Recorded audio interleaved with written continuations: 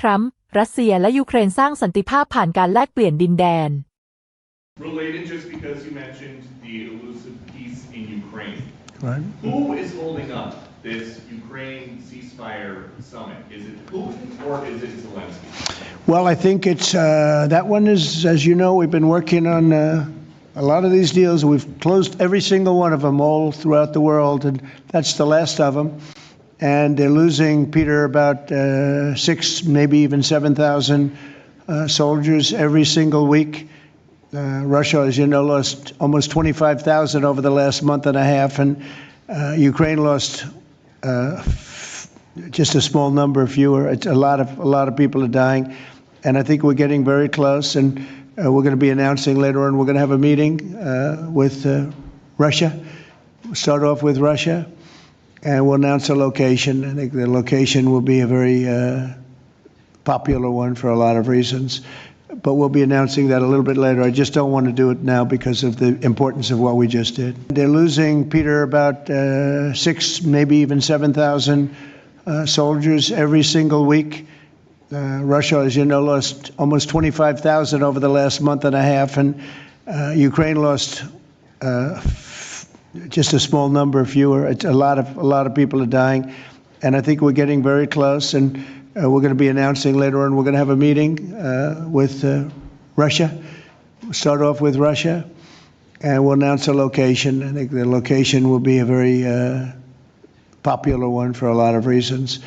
But we'll be announcing that a little bit later. I just don't want to do it now because of the importance of what we just did. And I completely Yeah, please, go ahead. Hasn't figured out by now, in years of war, how to deal with you and to deal with Putin without needing permission to make concessions from his parliament or from a national referendum. Well, he's going out and getting what he needs. You know, he's not authorized to do certain things. I said, well, you're going to have to get it fast because, you know, we're getting very close to a deal. And he's doing that, and he's working with the European nations, and they're terrific people, terrific leaders, NATO. And as you know, I became very friendly with them. They agreed to go from 2% to 5%. 2% that they didn't pay to 5% that they've already paid. It's trillions of dollars. So, you know, we're working together very closely. But no, in all fairness to President Zelensky, he's getting everything he needs to assuming we get something done. But Mr. President, with this meeting with Putin, is this Russia's last chance to achieve peace? And do you expect Ukraine to make any type of territorial concession? Yeah, I don't like using the term last chance. Look, it's, you know, look, this is two very, very smart people. They've been going at it and their predecessors also very smart. And they've been going at it for 35 years. It's tough. And, you know, when those guns start going off, it's awfully tough to get them to stop. It really does. It's a war that should have never happened. It would have never happened if I were president. There was no reason for it. So many people are killed, so much cultural destruction. You look at those magnificent towers, the most beautiful in the world. You know, the spires were considered the most beautiful in the world. They're all in a million pieces, laying on the ground, all obliterated, knocked into a million pieces. So sad. But millions of people have died. And very, very much set in their ways. A lot of people were set in their ways, but I think we're getting close. The European Union has been great. As you know, they're purchasing equipment from us. They have a lot of money, and they're spending a lot of money on buying equipment. We're not spending money, but we are supplying them equipment. They're paying for it. And I think, you know, that a lot of things happened recently that would make this go forward. I'm not going to mention anything having to do with India, but maybe that had an impact. But what really had an impact was NATO has stepped up in terms of their spending on buying military equipment. You know, we're in for probably through Biden and his people, $350 billion. $350 billion. When they hear these numbers, you're saying that's a lot of money. $350 billion the United States has spent on that. It should have spent nothing because it should have never happened. It would have never happened. And Europe is in for over $100 billion, which is, it should be the opposite if we were in for anything, but it should be the opposite. And I will say that Europe wants to see peace. The European leaders want to see peace.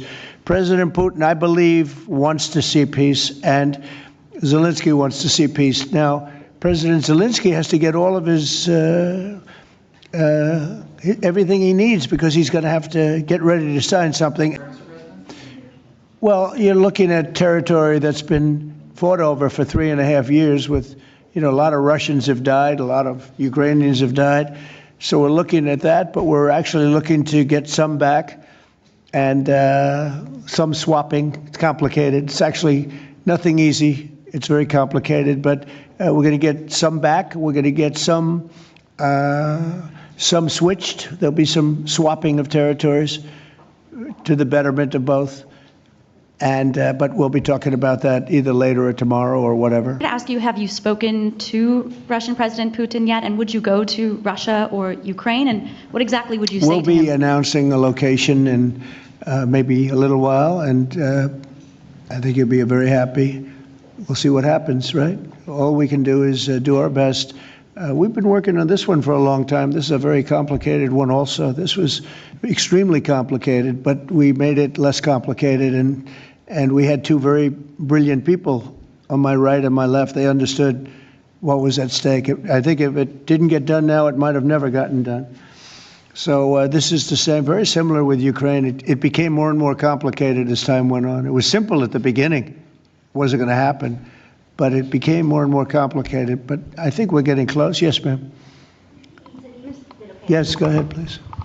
Could the location for the summit be Italy? Location, Italy. I will give it to you very soon. Honestly, I don't want to do anything. These guys, I don't want to do anything where that's because this is a bigger story than a location. A location's good. I'm a real estate person. I know about location, but there's nothing to compete with this in terms of what we're doing today. It's just such a great achievement for these two. Really, they'll go down as great leaders for what they did. I put them together, but what they have been able, and I don't want to do anything. So we'll talk about it later. Today, we'll give you a location today. Cartels too. You were talking about sending military forces to fight against the drug cartels in Latin America. Do you think it's worth sending our forces, our U.S. forces there to take this on? Cartels where? Central Latin America. Well, Latin America's got a lot of cartels. They've got a lot of drugs flowing. So, we want to protect our country. We have to protect our country. We haven't been doing it for 4 years. And we love this country like they love their countries. We have to protect our country. So, we're playing a tough game, but we'll have more to say about that soon. Yes, ma'am. Mr. President, I'm Musala from Azerbaijan News Agency Report. So we are grateful to be here. Today you host a truly historic meeting. As a person who values diplomacy and global interaction, do you consider the possibility to visiting Azerbaijan? Actually, you mentioned Azerbaijan and Armenia after this meeting. Well, To visit our countries, do you consider to visit? Wow. which one do I consider better? Yes. Oh, I think if I ever said that you would say this guy couldn't have solved the problem.